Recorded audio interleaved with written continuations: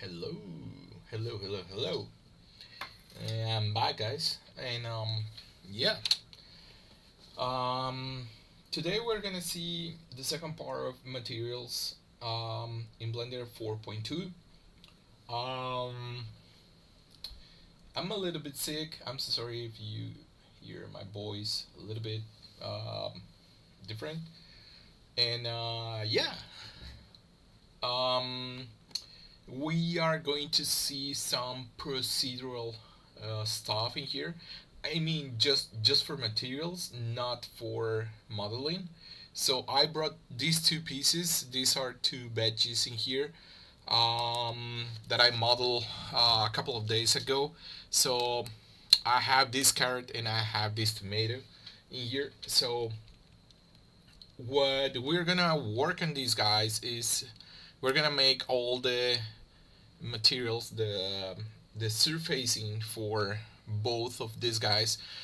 I will not cover particles because I already have some fur in here for the tomato lips. So I will do another different tutorial later in other time. And yeah, um, what we're gonna start just doing this is first of all we need to start understanding some basic some stuff about procedural things. We're gonna just cover basics. We will not go intermediate or advanced things because it takes so much time, and I have to be very honest. I don't have so much storage in my house. I don't have enough storage in here. So that's the reason because I'm doing lips. Um, so first of all, first rule when you're doing even if you are gonna make triplanar things, it doesn't matter, guys. It doesn't matter what other people tells you about this. People is gonna tell you you don't need to do UV mapping and things like that. Please do your UVs. It's pretty important for in order just to have something a little bit more versatile and more comfortable. So these pieces I will not cover anything about UVs or modeling. So I will just show you what I have right now. So first of all, I'm gonna delete what I have in these pieces because we're gonna do all the procedural textures and materials from scratch. Yeah, let's just delete these guys in here and just start working on these guys. I will not delete the material. I will not delete the particles for these guys for the lips and for the width. So I'm just gonna leave it in there, and this is something pretty basic about the particles in here. So you're gonna see that I have 2500 and I have like 0.002 length, and I have just 5 segments in here. So I will not cover particles in here, anything about fur or hair. So this is so very basic because as you can see the tomato leaves, they have small tiny like spikes or hair in there. I'm so sorry, guys. So first of all, I'm gonna show you first my UVs for these guys in order just to show you what I have in here. So for the tomato, what I did is this. I just did these cuts in here, just like this, and for the rest of the things, first of all, I don't have UVs in this guy, but I'm gonna do it just pretty fast, just in order just to have something more properly done. So I'm just gonna make a cut in there, and I'm just gonna make my mark seams in here, and also I'm gonna do my seams for this guy, just in here, and yeah, let's just see what we have in here. Say yeah, I'm gonna make another cut in there, and yeah. And I'm gonna make another cut in here in the middle, in here, until this guy. Okay, let's just hide some stuff. Okay, we don't need these guys in here because there's no it's not hollow. And yeah, we don't need this guy. We're gonna have like a couple of seams in there, like a couple of islands in there. So let's just unwrap this guy in here, and that's it. Yeah, hell yeah. So we have this. This is the wick. This is the wicked. This is the whole of the wick. So let's just pack these guys in here more properly. Let's just make some space in there. Something like this is pretty good, actually. Yeah, I think so. We can just make a different like fitting here, different pack, something a little bit more in the center. Let's just reduce a little bit this guy, these guys, just a tiny bit. We need some space. Okay, let's just move these two in here. Let's just put this guy in here, rotate it just tiny bit. Yeah, there you go. So let's just start with the materials in here. And yeah, and for the carrot, I have something a little bit like people is gonna tell me, why didn't you use UDIMs? This is something for a basic tutorials. So for the body of the carrot, I just did this. So I have this is the tip, and this is the bottom. This is the tip in the bottom and the tip in the top. So for the wicket, for the rest of the brands in here, for the greenies, so we have this, and yeah, and that's it. Okay, we're gonna start with the carrot. The carrot is something that I want to start with that because it's gonna show you some different basics in there. So I repeat again, this is for beginners, 100%. So first of all, I'm gonna hide these guys in here, and then I'm gonna maintain my outliner in here, and I'm gonna maintain all my properties in here because I have my render settings in here, I have my output render settings in here, my AUVs, and I have my environment word in there where I can add. I already have my XSR, my 32 bits image for lighting, and I have my materials in here as a linear workflow, and I have my modifiers, etc.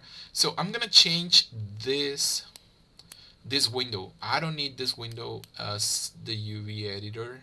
I'm gonna change it to shader editor because I'm gonna start just working with my materials in here. So I'm gonna start with the body of the carrot in here.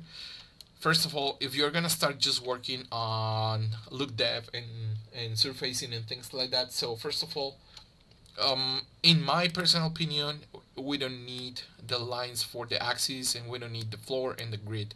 So if you wanna know which view you're working right now, is you can see the axis in here, or you can see this axis orientation tool in here. So we don't need the grid in there. So first of all, in the shader editor, we have this panel in here where you can just change the type of the channel in here. So you already have for a line style, for this is for animation for 2D and 2.5D, and also you have the word, you have, this is for adding your textures for your environment, for your graphing lining, HDR or XSR. In my case, I prefer XSR because it's a little bit it's less heavier, it's lighter, and also I prefer this workflow for the XSRs for the world environment textures because I can rotate and I can see things here through the nodes easily. So, and this is the most important part. We're gonna work on an object. This is gonna be the area where we're gonna have all, and we're gonna contain all the shaders, materials, and things like that, textures. So first of all, you need to have selected this, the piece where you're gonna apply the shader. So it's just click new, and let's go for the materials in here. So as I was mentioning before, so this is the slots, like if we want to say in this way, like the layers at some point.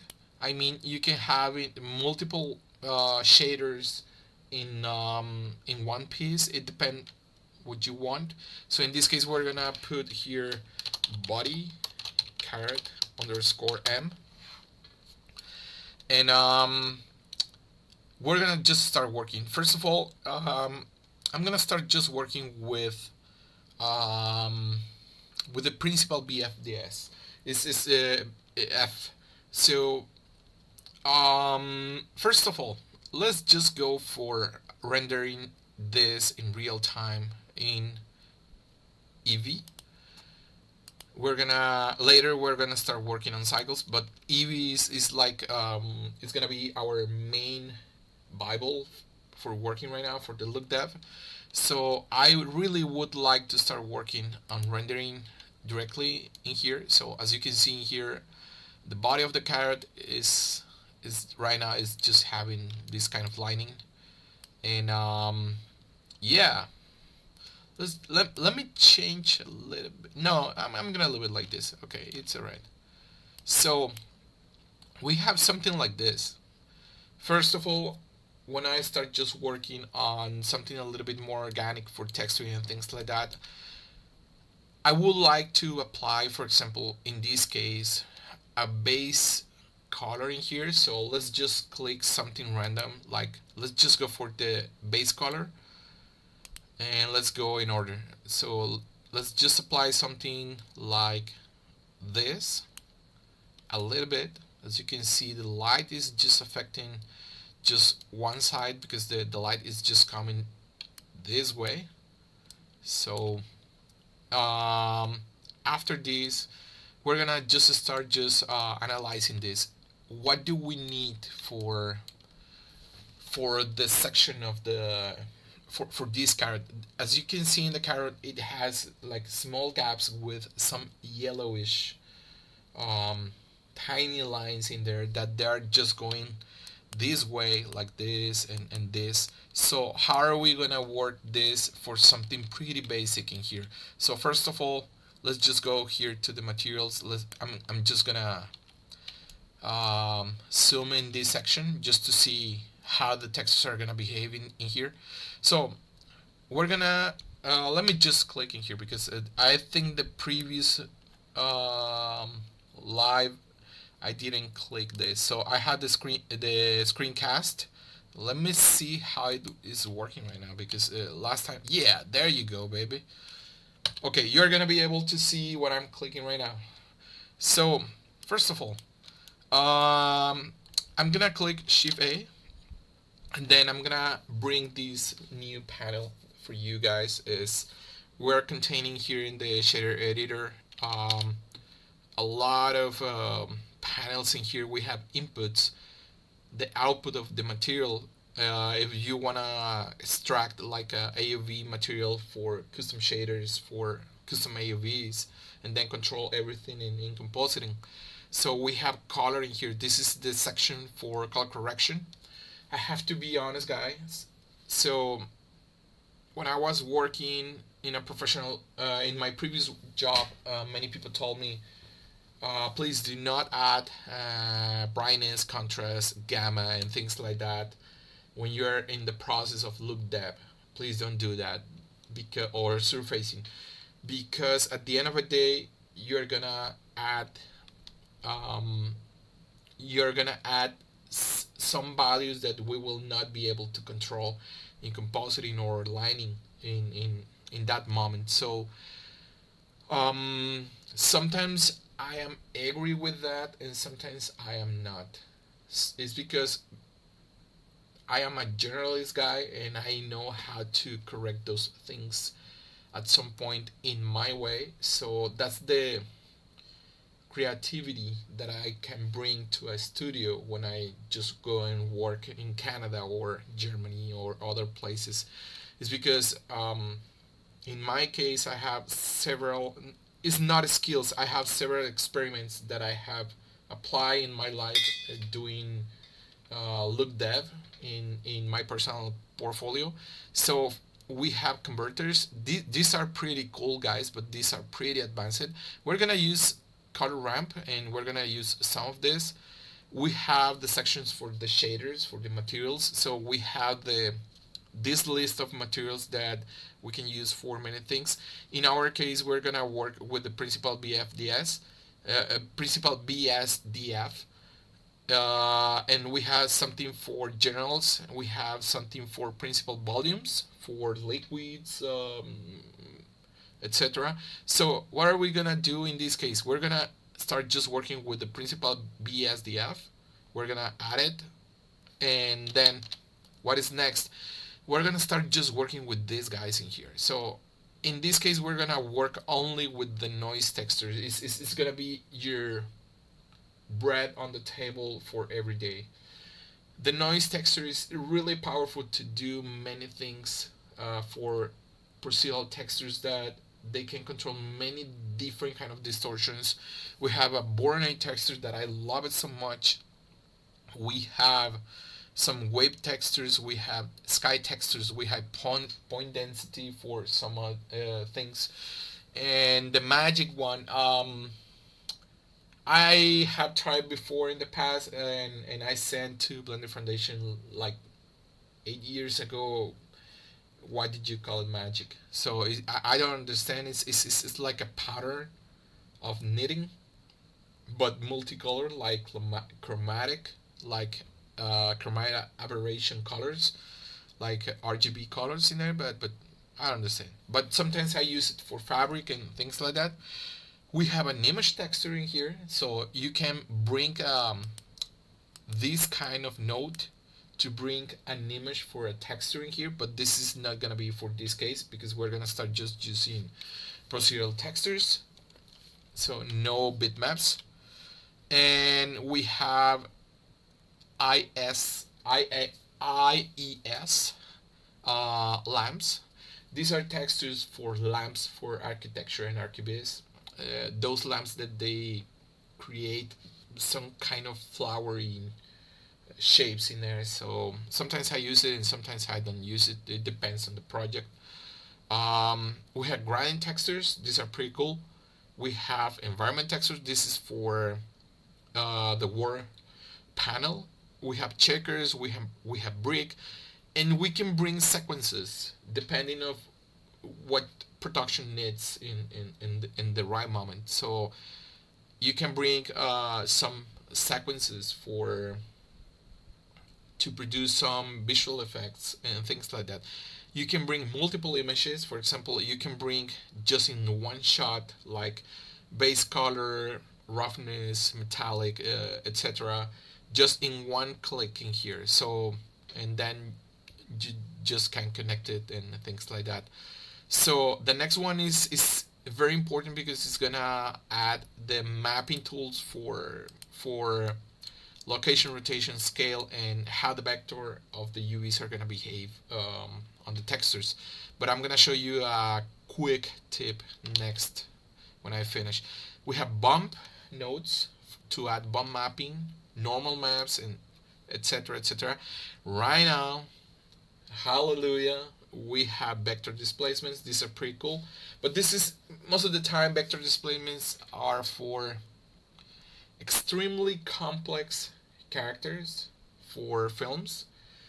I mean those characters that they have already a plan by production where most of the parts of the character will never move so drastically, and most of the time vector displacements are for environments and things that you will never distort, or things that you are gonna distort just with textures. I mean with the RGB 32 image. So We have displacement maps. We have many other things. You have a normal lining node. This is pretty cool because you can redirect your lining in compositing and things like that. Blah blah blah. If you know coding, you can be able to make scripts in Python. Just bring it, run it, and you can develop your own tools for texturing and things like that. You can create groups. Groups are pretty important in here, guys. This is really, really, really important to create groups because you can create your own gizmos for materials, for compositing, for textures, for many things. You have layout in here. This is something that I love so much because in this case, I think this is a personal opinion, and many people is gonna start complaining. They're gonna say many things, but the layout section for framing or reroute things are more flexible for nodes here than in Nuke or other softwares. Personally, I love this because you can do many things. You can create frames over frames over frames over frames, or frames over a group and over a frame. Is something that is more flexible than other softwares. I really like it, and we're gonna use it right now. So first of all, we're gonna bring here a texture. We're gonna bring the noise texture. So the noise texture is has many blessings in here. This noise texture, if you wanna see what it's doing right now, you can click Ctrl Shift left click, and you're gonna be able just to see what the texture is gonna do. So right now it's auto connecting the factor on the surface, so it's not shading right now. But if we put this guy in the middle, if we move this guy like this in here in between, it's gonna auto connect to the material, as you can see here. So as you can see here, the noise is just producing some lines from the top to the bottom. Let's just increase this guy like possibly 8 or something, so you're gonna be able to see that. I'm gonna turn off the 3D cursor because it's a little bit annoying in here, and also the region. So as you can see here, we're able to see these textures in here. So in order just to understand how can we manage to texture this with the UVs, with different kind of types of texture coordinates plus the UVs, so we can just click Shift A, and then we're going input, and then we can just bring texture coordinates. So your question is, what are we gonna use? Are we gonna just plug this in this guy? Yes, we can. But what could happen if we can put in here a vector math with mapping coordinates in here? So we're gonna be able to connect this guy into the vector, and then this vector into the other vector. This is the way to understand how things are connected from left to right. So we have inputs and we have outputs. So we have inputs in the left side and we have outputs in the right side. So first of all is you can connect generate into the vector, and then vector to vector in here, and then the computer is just gonna start just computing all the calculations in here. So we have many things in here. We have location in X, Y, and Z for rotation and scaling, translation. So we can just move the texture in X, Y, Z, depending whatever you want. And we have rotation, as you can see here, in every axis, but the most used in here is gonna be scale, because you can just start just scaling the texture, for example in X like this, But right now it's not respecting the UVs because it's not connected to the output of the UVs. Let's just connect it just to see what it's gonna do. So we're gonna have something like this, guys, and this is something that is gonna follow all the path in here. So we're gonna have some seams in here. That this is completely normal. But what we're gonna do in here, in order just to understand how the UVs also work in a proper way, even if you're using triplanar textures. So let's just connect this guy. This guy is gonna just start um, repeating the texture, but it's gonna try to avoid every seam on the UVs on the cuts in here. So let's just plug object into the vector, and we're gonna be able to see this guy in here, something like this. So it's very familiar, it's very similar to the generate. So it's because we don't want, in this case, we don't want to repeat just in X the textures. We want to repeat it in a completely different axis. We're gonna put 1 and then we're gonna repeat it in X. We don't want in X, we want in Y. So it's, let's just put, for example, 8, and we're gonna be able to see this how it's working right now. As you can see, the texture is just grabbing and repeating across Y axis. So you can have like in between value between Y and scaling here, because this is also for repeating the texture, as you can see. But this is in general, the texture is going to repeat in general the texture. So in my case, I'm going to just put 2, and then I'm going to repeat all in here. So let's just add 12, and then you're going to tell me, hey dude, okay, I'm going to tell you my name. My name is Mario. So you're going to tell me, hey Mario, how can I just control the colors in here, or how can I add colors in here? So first of all is this. So we already have information connected from this guy to this guy and this guy to this guy. So how can we add color into this guy? So we need to put something in between this guy and this guy. Let's just click Shift A, and we're gonna bring from converter. This is what when we are gonna use, for example, color ramp.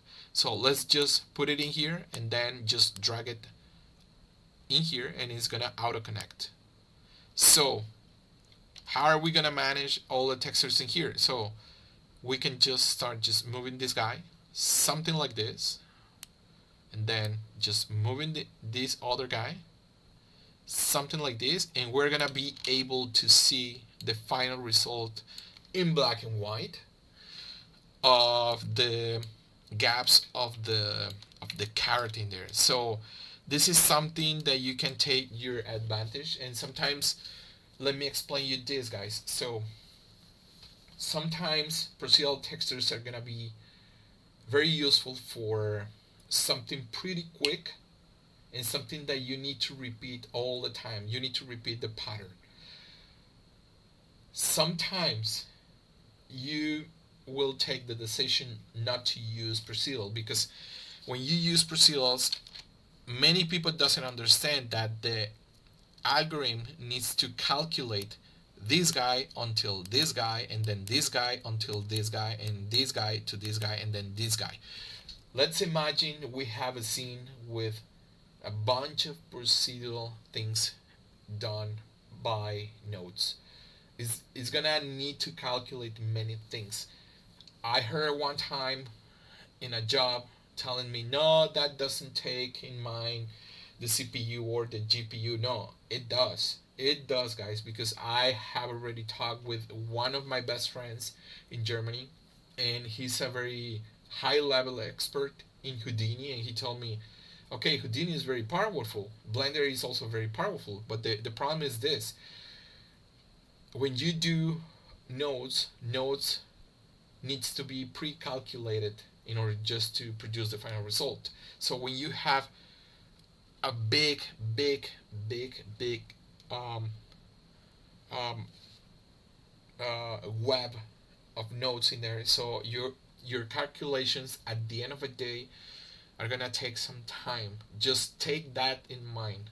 So procedurals are pretty good to reuse continuously in different projects, but don't abuse so much, because sometimes the client wants to do something very specific. That's the moment when you need to take a decision and do something in Substance Painter and bring all the textures, or paint it manually in here. But I heard a rumor, I heard, and I saw it in the Blender Foundation website. There's a plan that they want to produce something very similar like Mary or Substance Painter.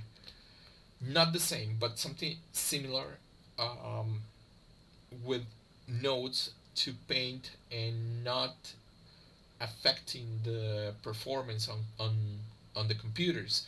So I hope that plan see the light in future, because that's something that is gonna break the market in future. So imagine, for example, I know we already have Config UI for AI, but let's imagine having painting in a free open source software like this flexible software like Blender, some AI in between, like manual things and automatic things at the same time. You can enjoy doing a process, not just sitting and see what the computer is doing. So it's gonna be really fun if they can develop something like that in future. So let's just continue. So what we're gonna do in here, so let's just put some order in here. So let's imagine we have this disorder in here. So let's just click this like this, and then S, Y, and 0, and then enter. So you can just align your nodes in here. And then what are we gonna do with this? I'm gonna click Ctrl J, and then we can frame these guys. We can have a frame like this. We can change the color of the frame and then say, I don't know, possibly something red like this, or something like the color of the carrot at the end of the day, in case that you want to have like some references in there, like for the color. And one of the good things that I love from Blender is this. You can just put your cursor in there and then say Ctrl C and copy the color just like that. Go here, click this, and then put your cursor in here and Ctrl V, and just copy the color automatically. This is something that is saving so much time for you guys. It's something that I appreciate so much from Blender Foundation.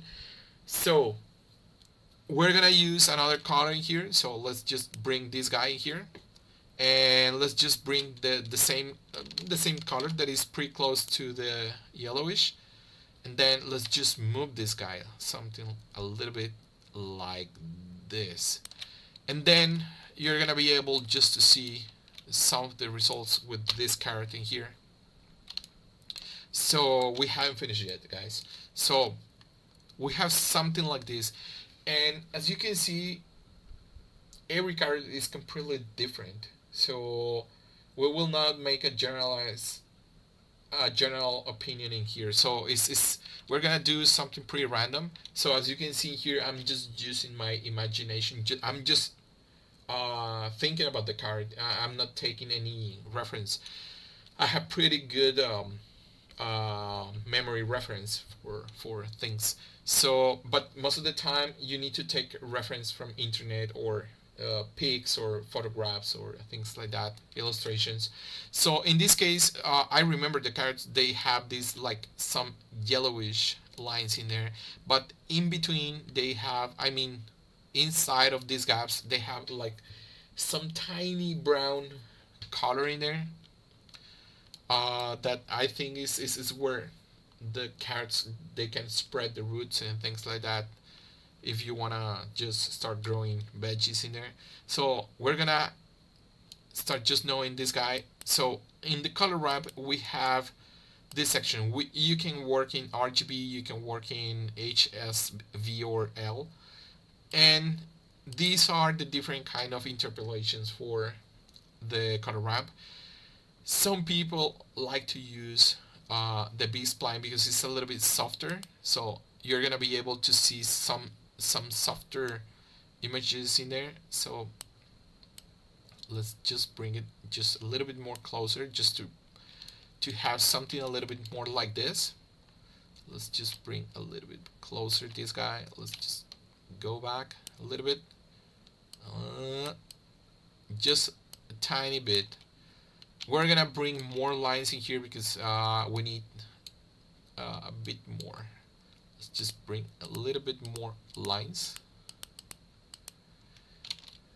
Let's just put 4. There you go. So there you go. This is something that I wanted to see. All right. And let's just continue. So as I was telling you guys, so there's like a brownish color that is in between of this yellow stuff in there. So let's just add plus in there. And let's just add a color in there, a little bit like some brown and yellow thing. And let's just move it to the other side of the yellow stuff, something a little bit like this. So we're gonna have some of this color in there, just a little bit. Let's just something, yeah. And then you can just start just changing your stuff in here. For example, it depends what you want, what you like to. So in this case, for example, I'm using B-spline.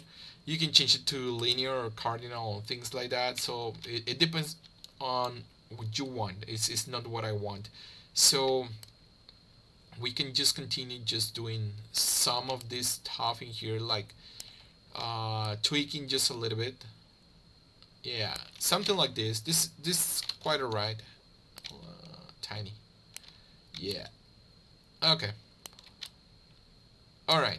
So I like this. I like this. So in this case, what are the main rules in procedural texturing in general? Is try to reuse things. For example, we already have as a graphic designer, because I'm a graphic designer, I studied 2 careers. I'm a graphic designer and advertising and marketing guy, but I studied my expertise master in Madrid in Spain. So as a graphic designer, what I can tell you is this: every color has black and white in some portion.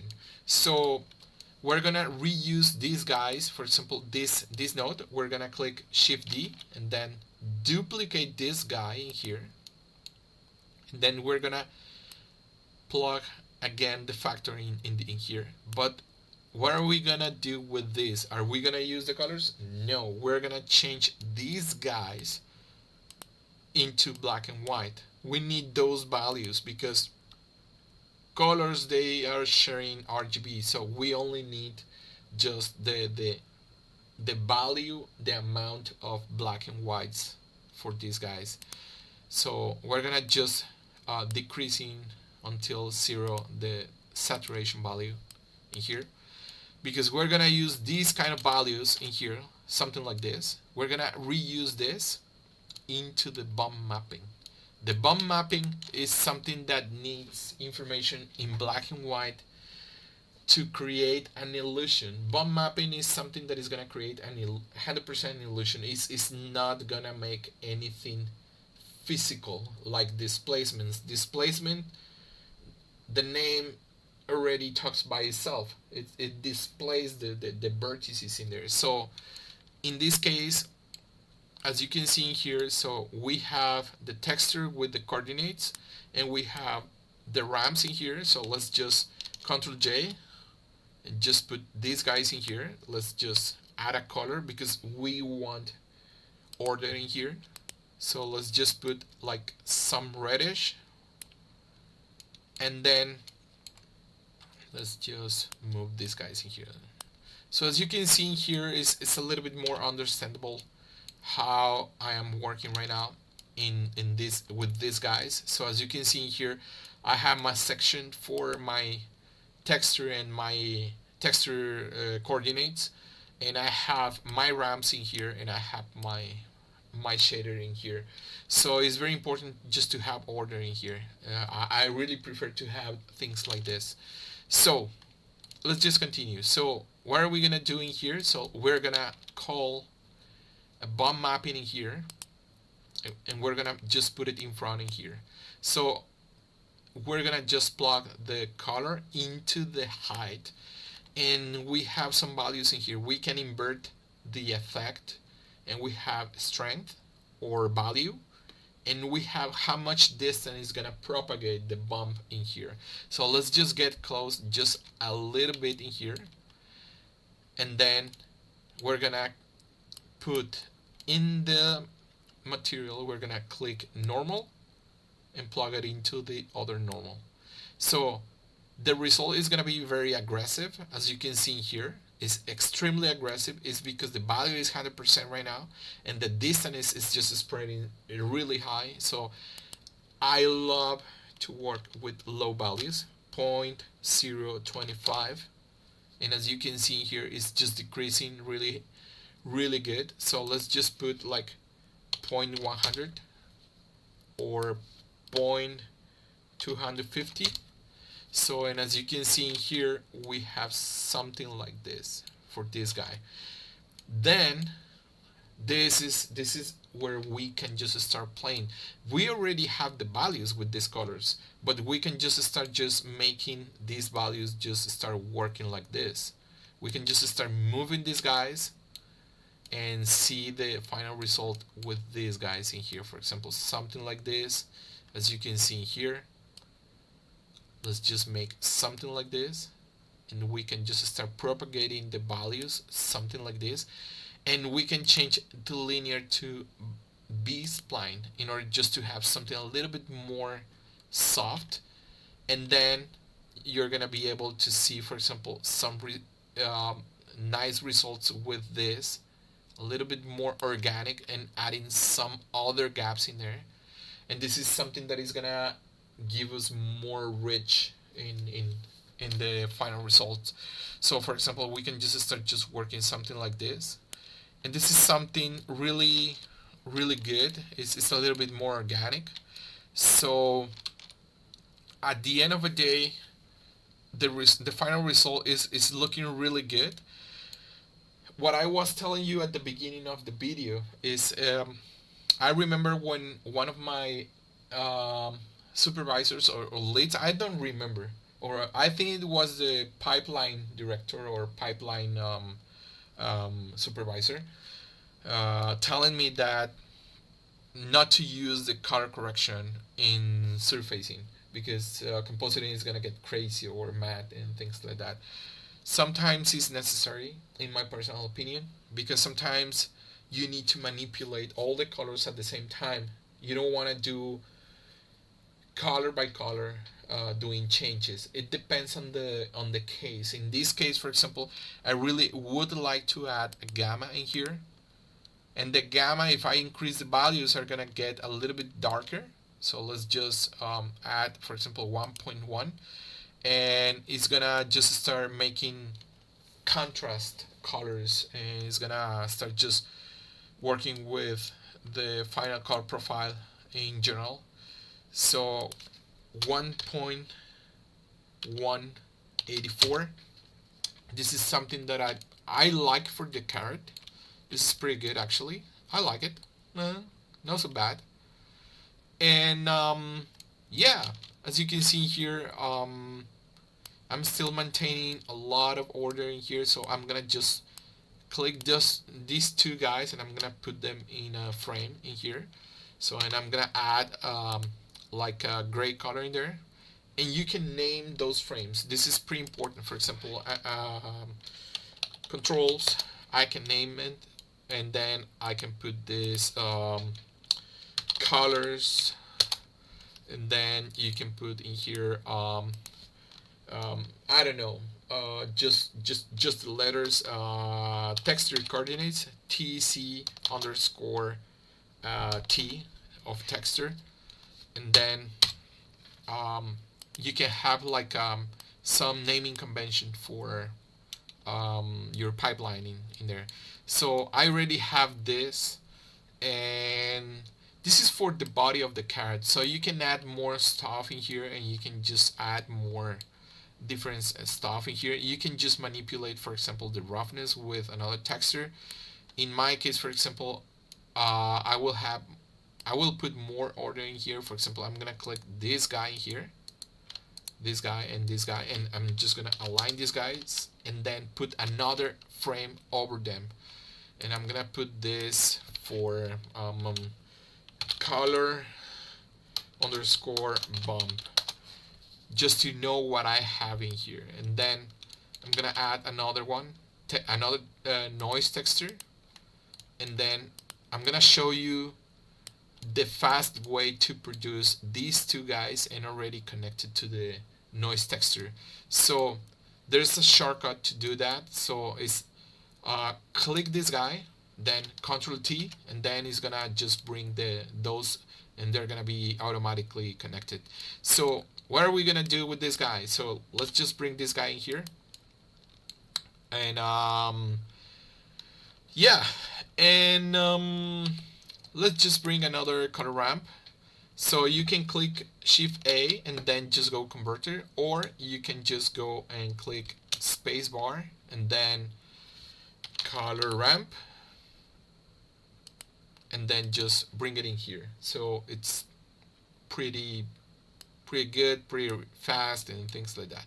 So why do I want to bring this? It's because I want to control the specular and the roughness with noise texture with black and white. So I'm gonna control it with these guys in here, but also I'm gonna control it with how much is gonna spread the distance of the white and the black colors on the texture here in the roughness. Let's just plug it in here, and let's just see what's going on in here. It's gonna change radically. As you can see here, it's just shining in some places, but what we want is something to propagate in general in here. So let's just click object, and we're gonna have like this result is gonna be working like this. So let's just control just a little bit, just to make it a little bit more noticeable, and then just click this guy and just reboot it. This is what the texture is doing. It looks like somebody just spread some water in there, or is wet the carrot in there. So we're gonna just start just increasing the randomness of the repetitions of the scaling here. Let's just bring it like 16, and then just start just working like this, something like this. Let's just change to B-spline, and we're gonna just start just playing with these guys in here. For example, let's just bring this guy just a little bit closer, and then also the black color in here, just to bring a little bit more like this, like if the carrot were in the fridge, a little bit freezing or something like that. Let's just bring more detail. The detail is to make this texture a little bit more detailed, and the rough is to make it a little bit more harshy. So let's just increase 4, and then the roughness to 0.8, something a little bit like this. Let's just go back something like this. So this is something a little bit more like the carrot texture that we see on the veggie when we go to the supermarket. So let's just control that in the specular a little bit, the IR. Let's just put 0.200 or 0.250, something in between, a little bit, something like this. This is the way. Yeah, there you go, baby. There you go. And some people is gonna tell me all the food and all the things organics, they have SSS. Yes, they do. So we can add some subsurface scattering in here. So what are we gonna do? We're gonna add some lamps in here. Possibly just 1 point light in here. Let's just put it in this section in here, and let's just add some subsurface scattering in here. Let's just bring this guy, and we have the different kind of random walks. We have the Christensen-Burley. This is a pretty accurate physical base rendering result.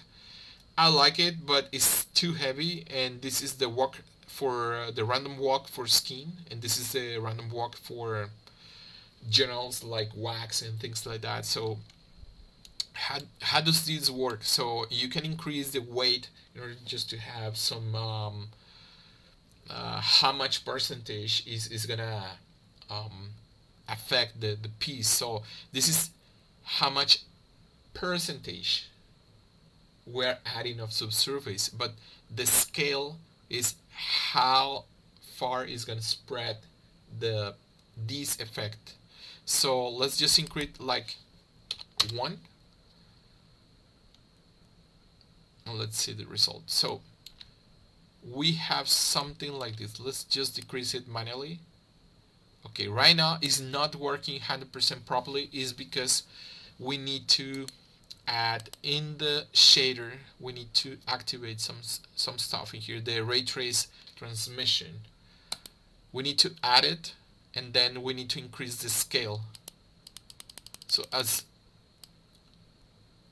if you start just watching in here, so the effect is just to start just working in here. So I don't like so much in here, like 4, and we don't want 10 meters. We only want like something like 1, and I'm gonna change the random walk to skin. The skin is gonna give us just a little bit more freedom for that. And let's just go back, and I'm gonna change some values in here for the clamping. Let's just put 2. I'm using EV. We're gonna change into cycles in a couple of minutes. I mean 2 minutes or 3.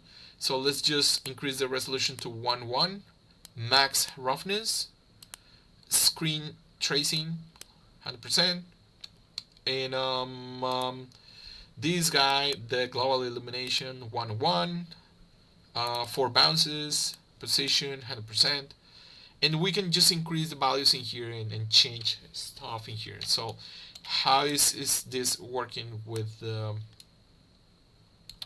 light, for example, in here? As you can see in here, you can see in this section in here is moving something, and it's not the shadow because it's not translucency. So at the end of the day, for example, 0.2, you can see this is the effect that is working. You can see here. So all the food, guys, all the food has SSS. Skin has SSS. Some plastics, they do have. Sometimes you can fake it with other properties, but this is alright. I'm gonna just put 0.2. I like this value, and I'm just gonna leave it like this. So this value is gonna help also with these tips, because this is a little bit like more how to say, you know, those tails in the carrots, sometimes they look a little bit more translucency. So at the end of the day, something pretty basic, but we already finished the carrot in this section. For the wicked, it's something very similar, guys, very similar. We're gonna do something pretty fast. So for these leaves, I'm gonna do some cheating in here. So what we're gonna do in here is I'm gonna copy all of this. So first of all, I'm gonna put some order in here, and then I'm just gonna start just adding this guy. For example, I'm just gonna drag it and put it in here. I'm just gonna put it in, okay, no, not in here, it's in here. It's in here, and then I'm gonna put these 3 guys in the other section. for me it's very important just to have this kind of order, because I'm gonna have I will not suffer in future having mess and things like that. So we can just change the name and say like underscore roughness. So we already have everything in here, capital in here. Yeah. So we already have this, and I'm gonna bring all of these guys. I'm gonna click Ctrl C, and then I'm gonna add a new material in here, and I'm gonna just call it wicked underscore M, and then I'm gonna say Ctrl V. So as you can see, guys, we're copying the textures in here, so this is pretty good actually, because we're gonna be able just to see, we will not spend so much time. So the only thing that we can do in this is we're gonna avoid repeating not in Y, we're gonna do it in X. Let's just see what is happening in here. Let's just connect this guy and connect this guy, and also we're gonna connect this guy in here. Let's see how is behaving this guy in here. So we have something like this, and what are we gonna do? We're gonna bring a color, and this is one of the cases that I told you before. We can change the colors in here, yes, but we can add a huge saturation and value, and then we can just start having, for example, let me just put this guy in here. Okay,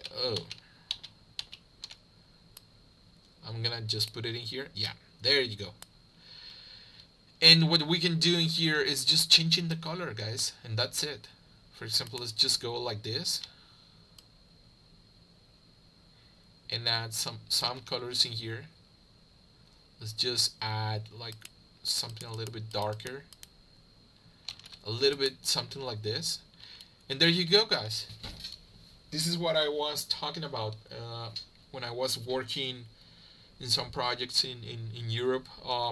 One of my supervisors told me, don't use that and don't use, and I told him, dude, I will not spend time just going back and forward with other softwares just to do something that you don't like. This is working right now. I'm just saving time, because going back to Substance Painter and then just re-import things or re-import things just with one click. So in this case, I'm just changing things with hue, saturation, and value, and that's it, guys. So this is the way that I was working a little bit more with the section for the carrot. For example, let's just increase, for example, like 4, 5, something like this. Let's just increase like 32, and we're gonna be able just to see finally something like this kind of details in there that you can see there. So are we gonna put SSS on this guy? Yes, we will. So let's just add subsurface scattering in there. Let's just bring the boys. So we're gonna have something like this. 0.2. Oh, I'm hungry, guys. Sorry, that was my stomach. My stomach is just roaring right now because I'm hungry. It's 4 a.m. here in Mexico, and I need to eat something, but I'm gonna do it later. I'm gonna tend my boys in here first. Let's just increase just a little bit the gamma to have something a little bit like this. And there you go, guys. Here you are. This is your carrot with procedural textures in here. It's not 100% realistic, but let's just do something with cycles. I will need to change some stuff in here because cycles and EV they don't work in the same way. Is because subsurface scattering is gonna just increase the power like 10 times. I'm gonna need to decrease the values when I change it. So let's just go for cycles, and I hope I'm gonna say it before it happens. I hope my computer doesn't crash because sometimes the GPU is a little bit because as you can see I'm doing something a little bit more for photorealistic. So let's just change it. I already have some values in here, so these are okay.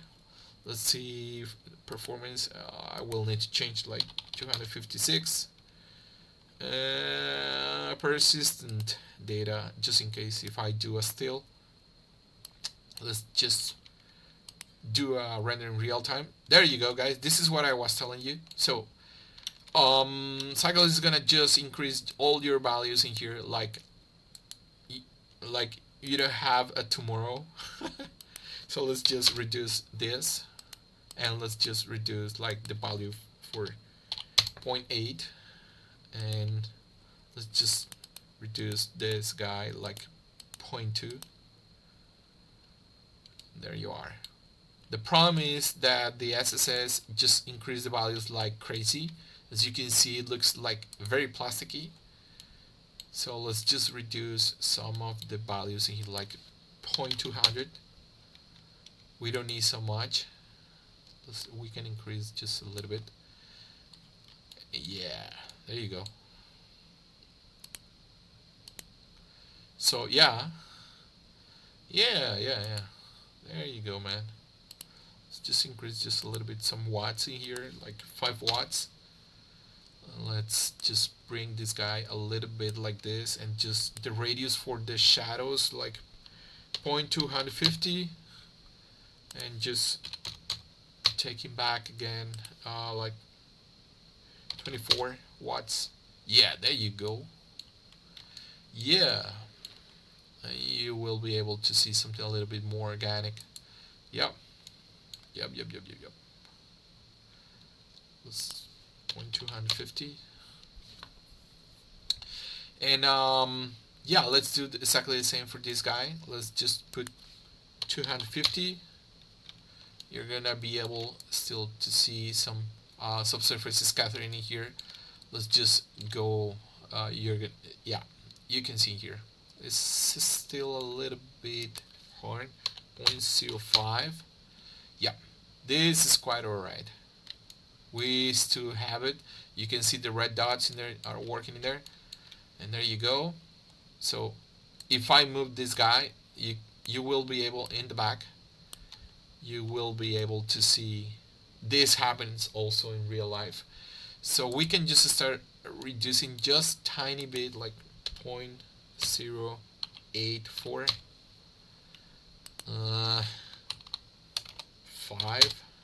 There you go. Yeah, something like this. Yeah, I like this. And then we can just bring back the value of 1 for this guy.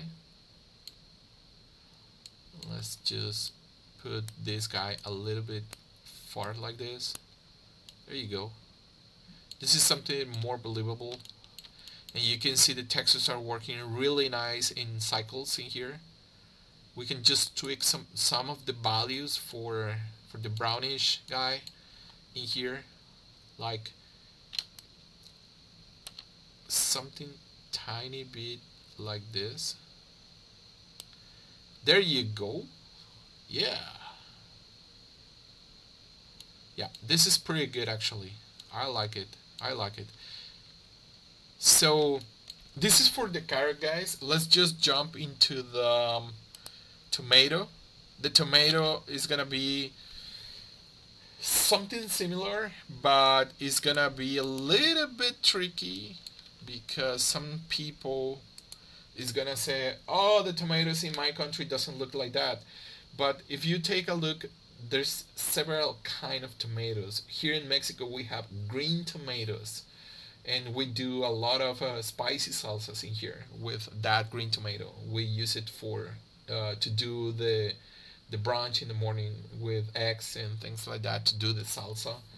So let's just jump into it.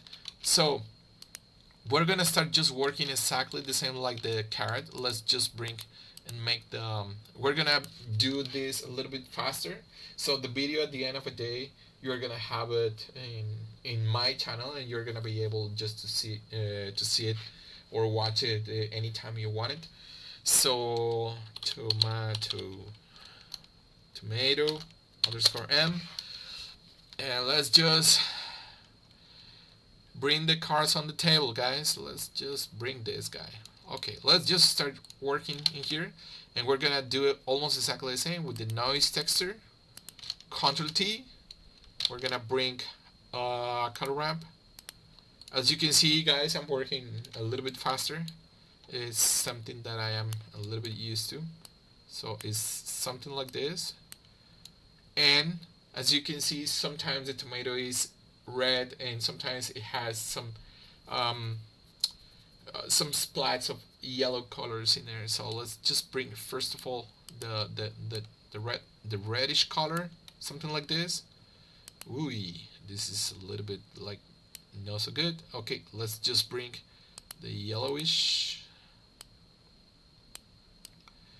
something a little bit like this. All right, and the texture, we don't need so much repetitions for this guy. We only need like, I don't know, possibly like 2, and let's just 1. Let's just put 0.2, and then we can just start just playing with this a little bit, something like this, and you're gonna have the texture for the tomato at some point. Let's just add a little bit more repetitions. Yeah, sometimes you're gonna see the tomato in there is not 100% how to say, they took it from the ground very early. So let's just add a color. This is another case. I'm just gonna add like 1.1, 1.2, and I like this. I really like this. First of all, just the color. And sometimes it depends. If you have your tomatoes in the fridge, sometimes you're gonna see your tomato a little bit more with highlights and things like that. And sometimes the supermarket, sometimes they spread some water in there just to see it a little bit more specky.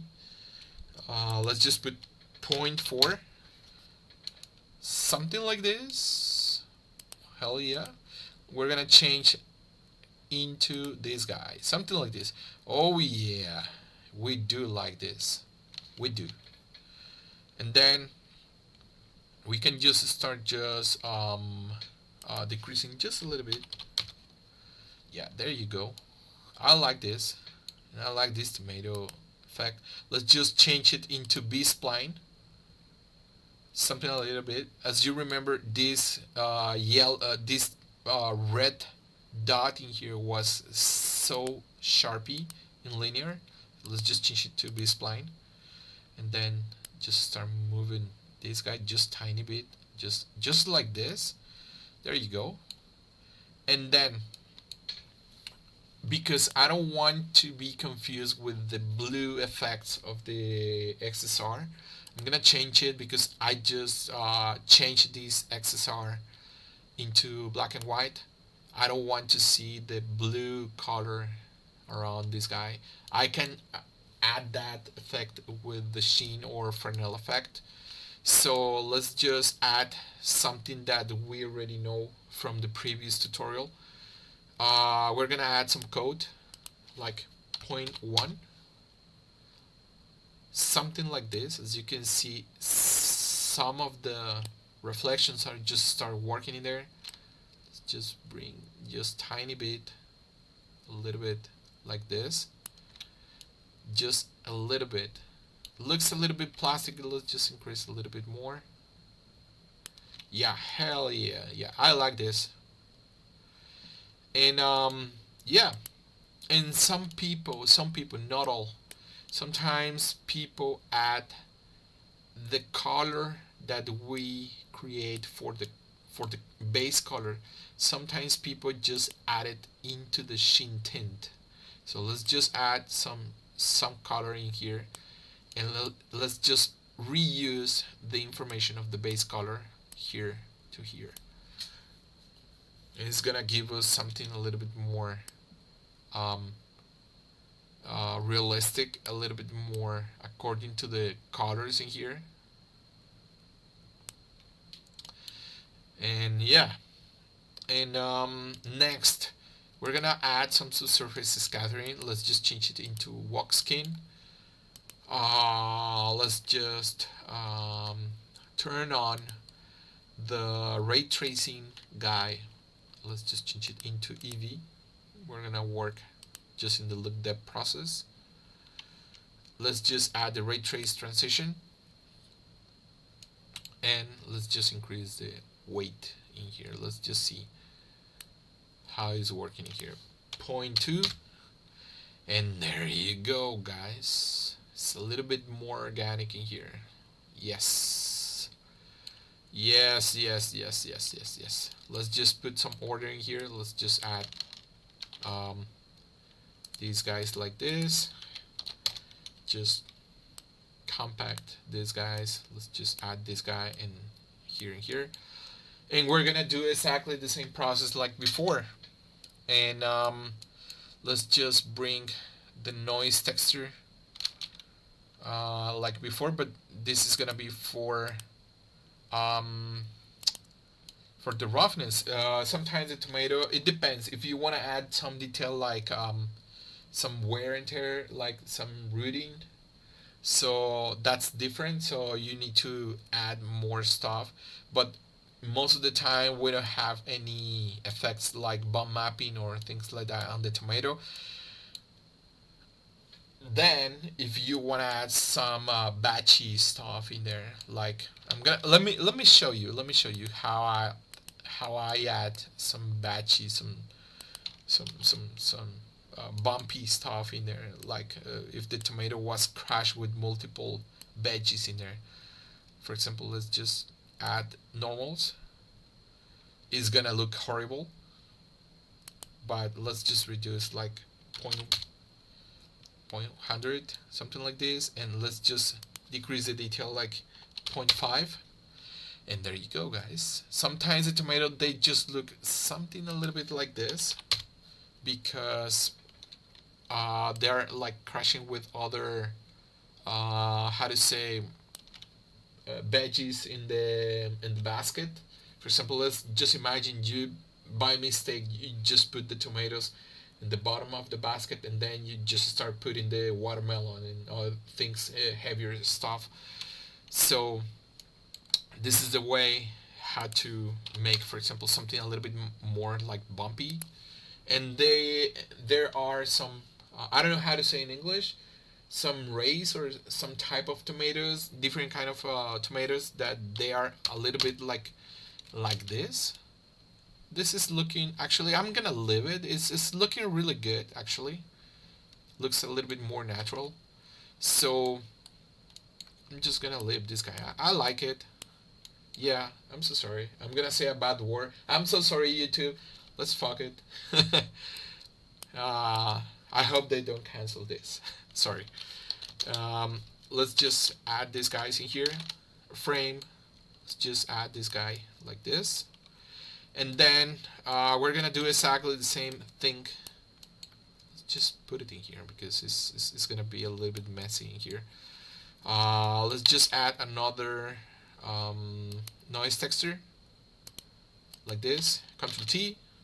Let's just move these guys like this.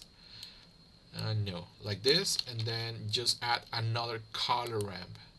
We're gonna add this color ramp in here, and then we're gonna just plug it into the roughness. Let's just make this guy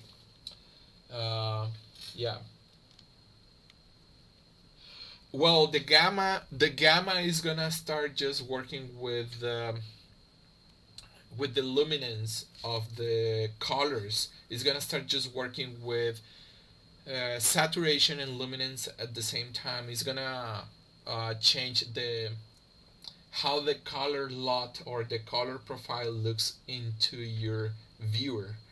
So the gamma is gonna start just making the colors like this. Let me just show you pretty quick. For example, if you are able to see here, for example, if I just go back uh, to the beginning, I mean just value 1 to the default value, so the tomato looks like this.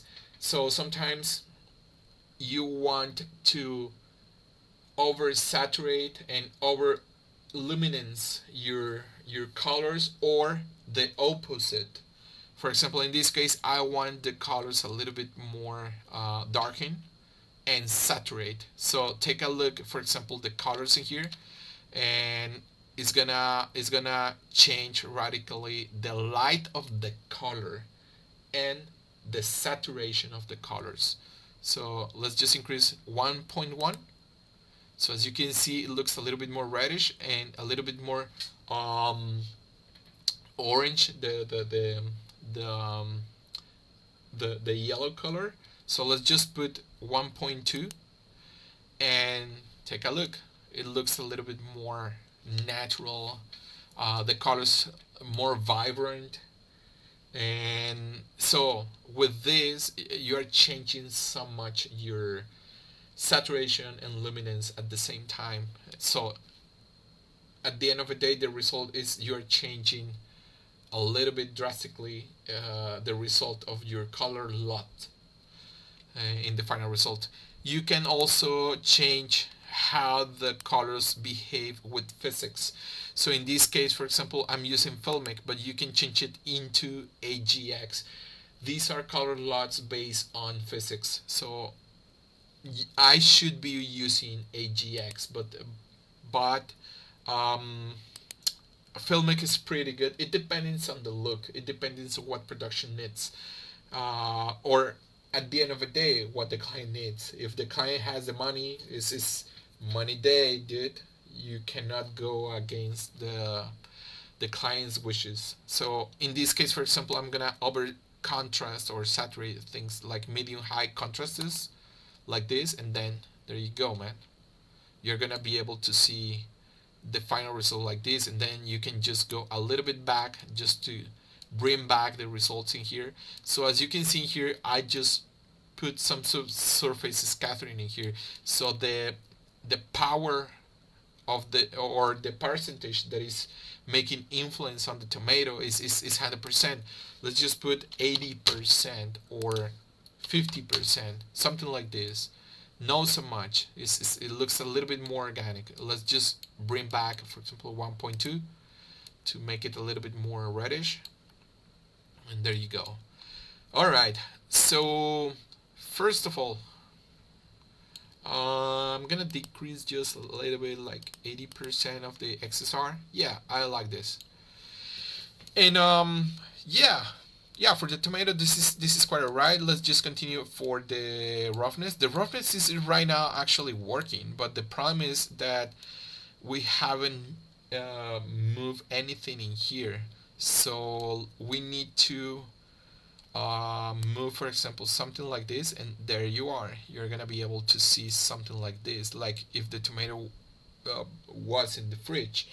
So let's just change some values in here.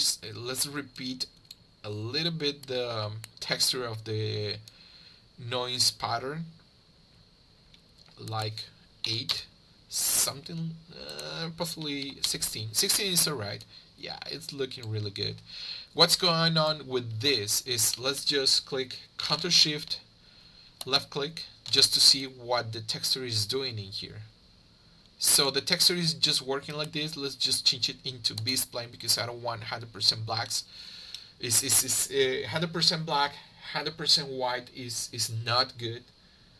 I repeat it, like this is the 10th time that I repeat it. 100% white and 100% black are not good because you will never be able to change those colors in post-production. So just make the transition or the interpolation like B-spline to have gray colors and white colors, I mean gray tones in general. So let's just go back to the render and let's just click again, um, connect the shader in here. Let's just see the final result.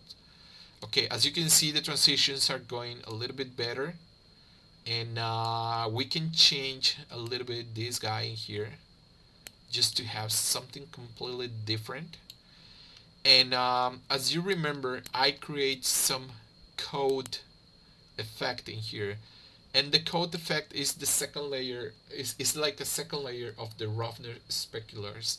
So in this case, I already plugged something in the roughness. Let's just plug this guy into the roughness of the code. Let's just see how is behaving this at the end of the day. So we still have some reflections, and this is looking a little bit more like a supermarket tomato. So I like this. And you can change how harsh or harsh sharp is the texture in here. Let's just put like 0.8, and there you go. Like, let's just add like 4, something like this, and something frizzy. You can create those kind of effects, something like this, and play with these two values, or add intermediate values in there. So you have something like this, like a little bit more frizzy, and you can, depending what you want. For example, this is something that I wouldn't do, but this is just to show you how powerful are nodes in softwares. So with something very simple, for example, we can do like, I don't know, possibly we can connect this guy into the height and disconnect the other guy, and just make a small bump in there, and we can create like some effect for um, how to say, to make some freezing ice in there. I wouldn't do that. I would do it in a different, completely different level. I mean, I will teach you guys in the third part how to mix um, 2 shaders, 3 shaders, and how to add mask to avoid shiny things and then having diffuse things at the same time. But this is something a little bit no so 100% professional, but this is something that you can do, for example, like this, to create like a freezing effect that is coming from the freezer. Some restaurants, they do that and they look like this, like stone. You can you can hurt somebody with this, but it's not the idea. So let's just bring back this guy. Let's just put it in here. Yeah, and there you go. I think for looking something freezing is more than enough, something like this. And you can just start increasing also the values for the IR. Let's just increase it just like this, and you can just have something like this, extremely frizzy. Looks much better. You can even though make something more harshy, like 8, and you can see how it's behaving, something like this. You can make the final result something a little bit like this.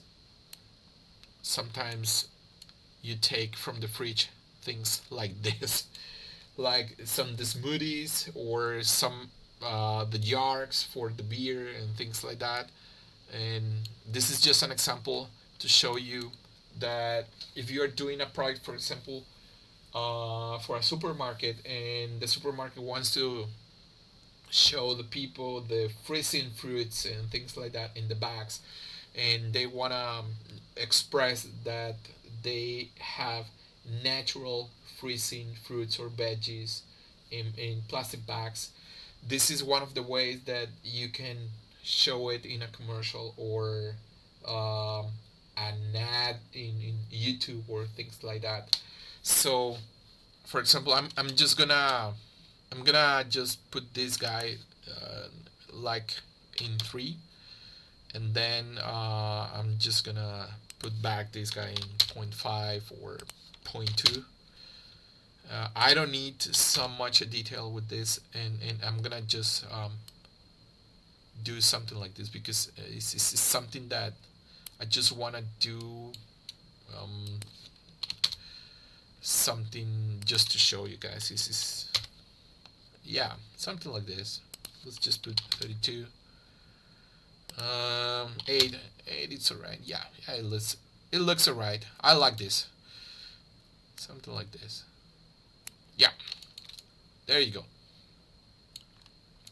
And yeah, let's put some order in here. This is a little bit messy. Let's just put these guys in here. Let's just Ctrl J.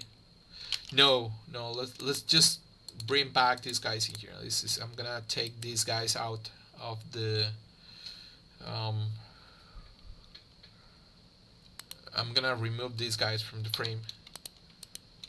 Is because I'm gonna frame all of these guys just in one. Yeah, I'm gonna put these guys in here. There you go, in here, and these guys in here. There you go. These 2 and 1, something like this, and these 2 guys in one frame. Yeah. I know, guys. It's a little bit like boring, very boring to watch me putting some order in here, and people wants just to go and continue watching new stuff. But this is one of the curves that I got when I got my senior level and my supervisor level. I got used to about to be a very organized and disciplined guy, and this is something that is, for some people, is gonna be like a curse, but for me it brought me more good stuff than bad stuff or boring stuff. Be a disciplined guy, be a disciplined artist. It doesn't matter if you have if you work with AI like Comfy UI. I use Comfy UI, but I like to mix it. In future, possibly I'm gonna do some stuff in there, but I like to have control of my projects 100%. AI will never give you that, so I'm so sorry for people that loves AI, but also remember AI is stealing things from other people. So let's just go for this guy, and it's gonna be exactly the same process. So, but we will not do any specular for the lips in here. So why not is because, let me just model this guy because it's yeah, there you go. I already fixed it. Yeah. What is gonna be exactly the same like the tomato texture is gonna be, because I'm just gonna take these guys in here, and then I'm just gonna copy and paste with this guy in here, and then we can change the colors in there. Let's just plug this guy in here, and yeah, it looks I know, guys, it looks like the tomato is just eating the lips in there, but no, don't worry, guys. So let's just change in here. Let's just change this guy with the huge and saturation value. Let's just bring it in and convert this guy into some green color. Let's just reduce the dark of the color in here, something a little bit like this, and then we need to avoid to have these kind of specky colors in here, because the lips needs to be a little bit more diffuse. So let's just, first of all, the power of the level of the eye or of the specular 0.2, and then the tint of the specular 0.8, then the roughness 0.684 to have something like this. It's tiny, really tiny, not so much. And then we are going to add some sheen. Let's just add 0.100, and we're gonna have this kind of effect in here. Let's just add a little bit like some yellowish, and then we need to reduce again the we can add some gamma in order just to avoid value, something a little bit like this, and we're gonna name this lives underscore m capital. And then this is the time where we're gonna add another different material for the particles that we have in here for the hair or for the spikes in here. So let's just add it in here, but we're gonna add it in the bottom. Let's just add, for example, like I don't know, let's just call it hairy underscore m h, and we can change, this is gonna be another material, we can change it into principal hair BSDF. This is specifically for hair. I like this because it has the right controls to do hair. Also, we need to change something in the render settings. So in order just to see everything in order, so by default you have everything collapsed like this. So we're going from the top to the middle of the panels, and then we're gonna open curves, and then we need to change strip because we're gonna be able to see the hair like in real life with the thickness that we need for this is gonna be the subdivisions in between for the hair, and in the hair we can change this into something a little bit more lighter like this, because with those hairs in the tomato you see those hairs a little bit like something furry, like Fresnel effect, like how to say, like satin, like velvet hair in there. So let's just do this, and let's just change the saturation into, let's do something a little bit more yellowish, something like this. And I'm not gonna teach particles, but you're gonna be able to see something. Okay, let's just change here in the children. Let's go to hair shape, and we're gonna change the diameter of the root because it's really tiny, this kind of hair, but we need something a little bit more like this. There you go. And there you go, guys. You're gonna be able to see something like this. Let's just make a render in cycles, guys. It's gonna be more interesting to see. And I'm gonna add another effect for the tomato skin later, but let's just see something pretty fast in cycles. Let's just see. Let's see how it behaves. There you go. There you go, guys. Let's see how this looks. It's looking actually pretty good. And there you are. This is the final result with cycles, guys. And yeah, and I want to add another effect in the texture, in the base color. Some tomatoes, if you take a look very extremely close, they have like some yellow lines, very tiny lines that they're going from the bottom to the top or across in vertical or horizontal. And I was looking for a lot of references.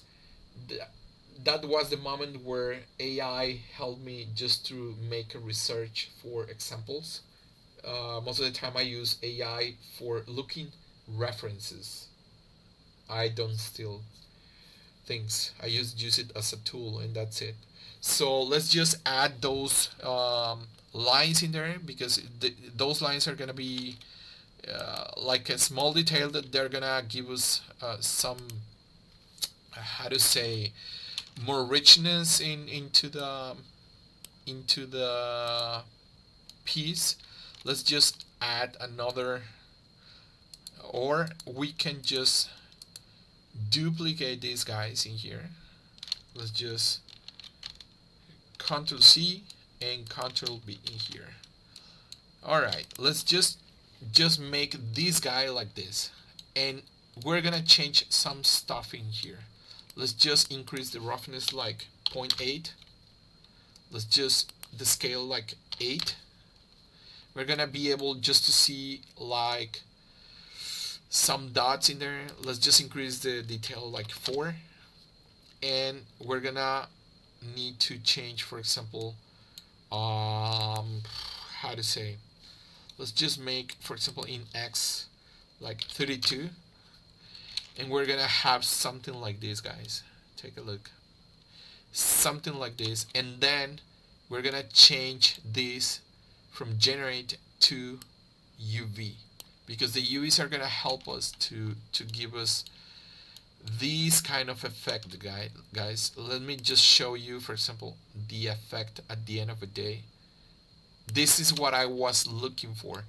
I know many people is gonna say it looks like an apple. This is exactly the same way to make an apple texture, but the tomatoes, they do have this, but they have more repetitions, so the lines are extremely tiny.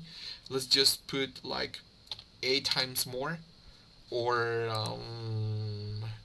32 times more, something like this, and then just make closed the red color like this, and then let's just make a combination between these guys with the material.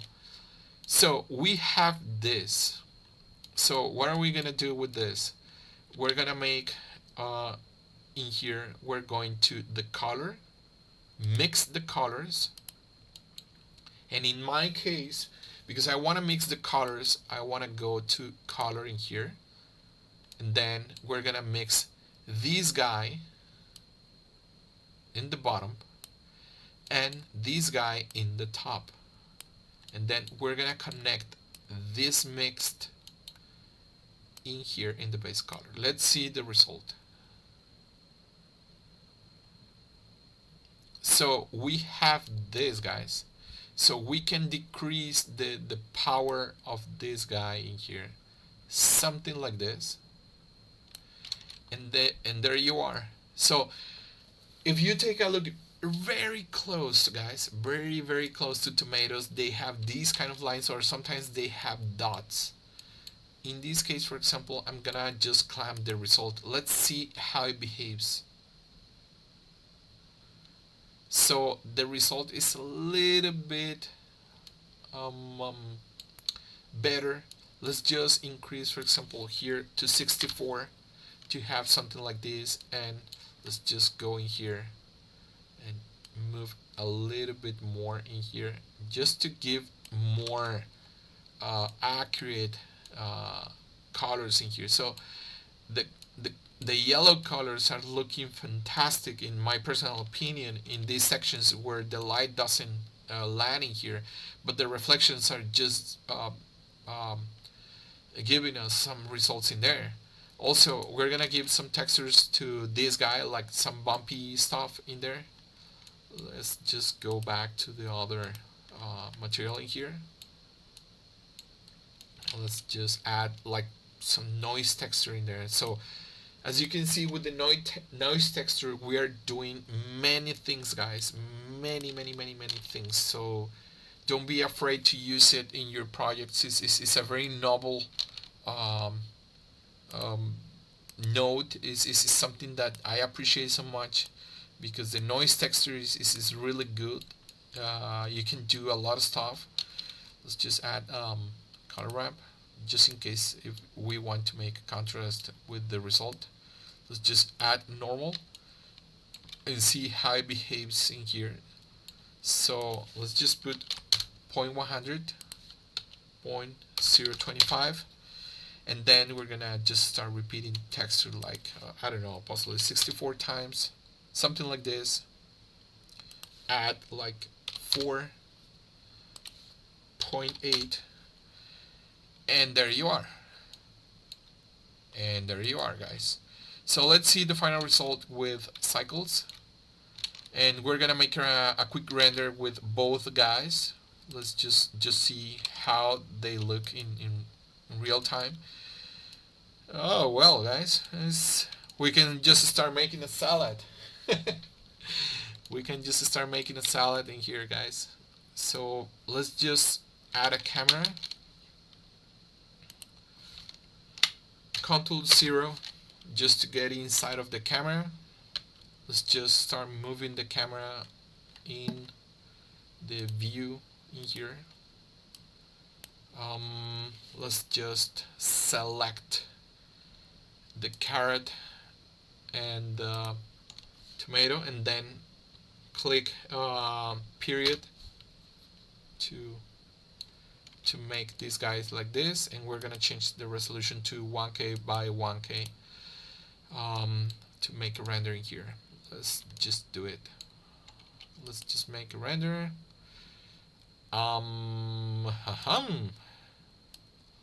We can just make something like this. Let's just rip this guy in here. Okay. We're gonna make a render and see how it looks in cycles. Let's just change the values in here. 0.74. We don't want any production looks like. We want 32-bit, 32 pixels in minimum samples, 28 in maximum samples. The denoiser, it's alright. I like these settings in here. So here in the bounces, 6 times 6 4 because we don't have any transparent things. And the black and white colors, I don't want to kill them. I want to maintain what I did in my lining process. So a value of 2 is quite alright. And the ambient occlusion, 1 meter based on meters. How much is gonna bounce in there is well, I want 64. Or possibly 8. It's alright. And the curves are alright in here. And yeah, and that's it. Let's just make a render. Let's see how it behaves. So as you can see, my GPU is going pretty good. This is the final result, guys, and this is how it looks in the final render. So let's just make a bigger render, like 200. It's gonna be 2K by 2K. Let's just see, in order just to see the details. Let's just see. There you go.